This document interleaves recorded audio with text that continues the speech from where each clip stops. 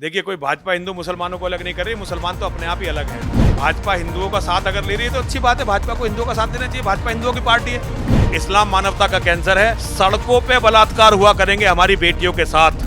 खुलकर कहें कि वो हिंदुओं के नेता है और हिंदुओं की रक्षा करेंगे। इस्लाम को खत्म होना चाहिए। सबसे बड़ी अवैध चीज इस्लाम है। दूसरों के धर्म स्थलों को तोड़कर बड़ी मस्जिदें बनी है पूरी दुनिया में, और मुसलमान सुअरों की तरह बच्चे पैदा कर रहे हैं। हिंदू को जीवित रहना है तो हिंदू को खुद लड़ना पड़ेगा। नमस्कार, आप देख रहे हो उत्तर प्रदेश टाइम्स। मैं आपके साथ अदिति शर्मा।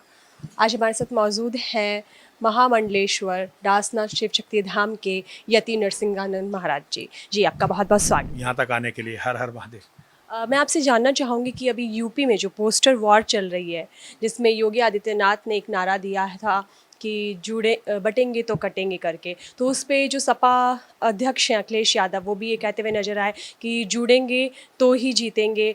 योगी जी ने हिंदुओं के लिए नारा दिया है कि बटेंगे तो कटेंगे, और ये बिल्कुल सच है। हिंदू अगर बटेगा तो कट जाएगा। अखिलेश जी ने मुसलमानों के लिए नारा दिया है कि जुड़ोगे हमारे साथ तो जीतोगे। उन्होंने मुसलमानों के लिए तो दोनों के नारे अपनी अपनी जगह सही हैं। वो मुसलमानों से कह रहे हैं हमसे जुड़ो, जीतो, और फिर हिंदुओं को काटो। और योगी जी ने सही कहा है कि हिंदू अगर बटेगा तो हिंदू कटेगा। तो वहीं पे सपा और बसपा का ये कहना है कि जो भाजपा है वो हिंदुत्व की राजनीति कर रही है, मुसलमानों और हिंदुओं को अलग अलग कर रही है। आपका क्या मानना है? देखिए, कोई भाजपा हिंदू मुसलमानों को अलग नहीं कर रही, मुसलमान तो अपने आप ही अलग हैं। जब से मोहम्मद का जन्म हुआ तब से लेकर आज तक मुसलमान किसी के साथ नहीं है। मुसलमान सबसे अलग हैं। वो थोड़े दिनों के लिए किसी से मिलते हैं और बाद में उनका कत्ल कर देते हैं। तो ये भाजपा की कोई गलती इसमें बिल्कुल भी नहीं है।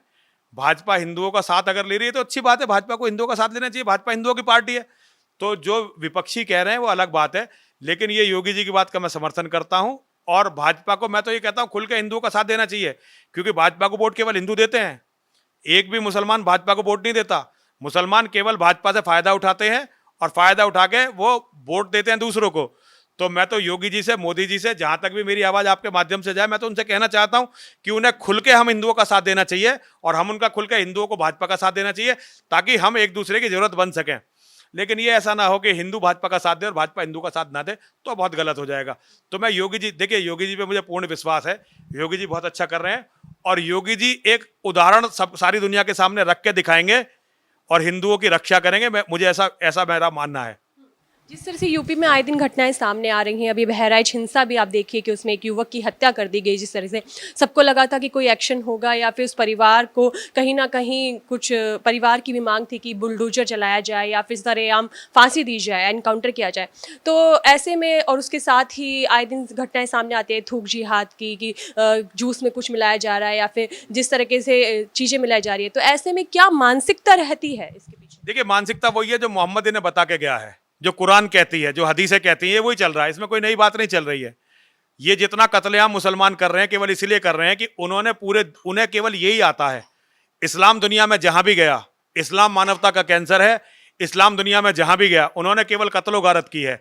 चाहे बहराइच को क्यों लेती हैं आप इजराइल को भी देखिए ना, इजराइल में क्या हुआ। लंदन में देखिए ना क्या हो रहा है, जर्मनी में देखिए ना क्या हो रहा है, फ्रांस में देखिए ना क्या हो रहा है। जिन्होंने भी मुसलमानों पर भरोसा किया, वो देश, वो जातियां बर्बाद हो गई। जिस व्यक्ति ने भी मुसलमान पर भरोसा किया, वो व्यक्ति भी बर्बाद हो गया।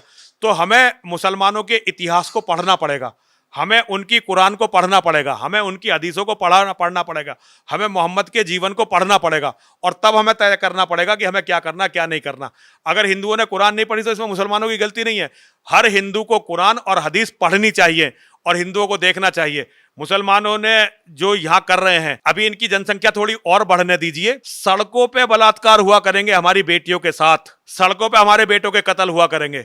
अगर भगवान ना करे इस देश का प्रधानमंत्री कभी कोई मुसलमान बन गया, तो वो पूरी दुनिया के लिए इतना भयावह काला दिन होगा कि उसके बाद पूरी दुनिया में कुछ बचेगा ही नहीं। तो हिंदुओं को जागृत होना होगा। योगी जी जैसे नेताओं को ताकतवर बनाना पड़ेगा।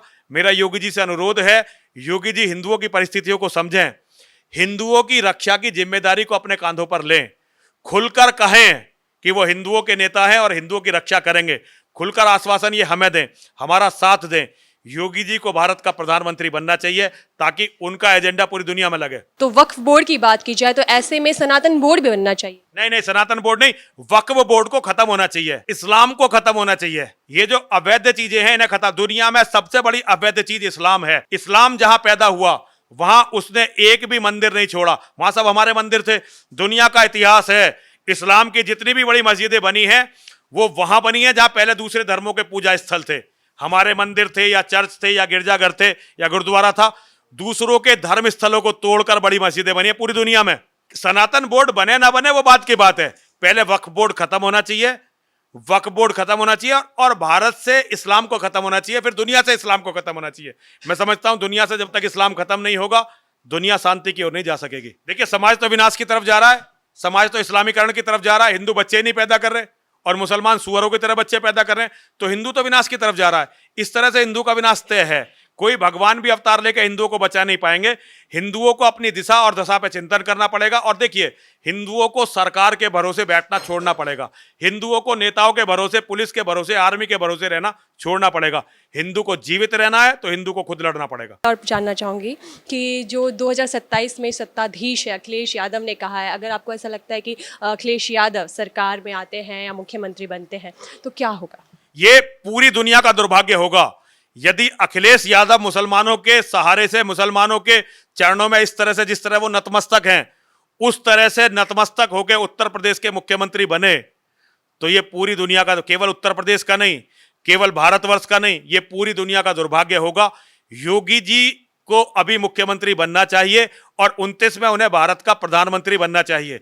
और उत्तर प्रदेश का मुख्यमंत्री योगी का कोई उत्तराधिकारी ऐसा होना चाहिए, योगी जी का उत्तराधिकारी जो उनसे भी ज्यादा धर्मनिष्ठ हो, तब हिंदुओं के बचने का रास्ता निकल सकता है। वरना हिंदुओं के लिए, केवल हिंदुओं के लिए नहीं, पूरी दुनिया के, अगर भारत का इस्लामीकरण हुआ तो ये केवल हमारा खात्मा नहीं है, ये पूरी दुनिया का खात्मा है। भारत का इस्लामीकरण पूरी दुनिया के लिए खात्मा होगा। इसलिए 27 में उत्तर प्रदेश के मुख्यमंत्री केवल योगी आदित्यनाथ जी ही बनने चाहिए। आपने सुना कि यति नरसिंहानंद महाराज ने क्या कहा। कैमरामैन अजय वर्मा के साथ दितेश शर्मा, यूपीटी टाइम्स। हम हैं देश के दिल, उत्तर प्रदेश की धड़कन, उत्तर प्रदेश टाइम्स।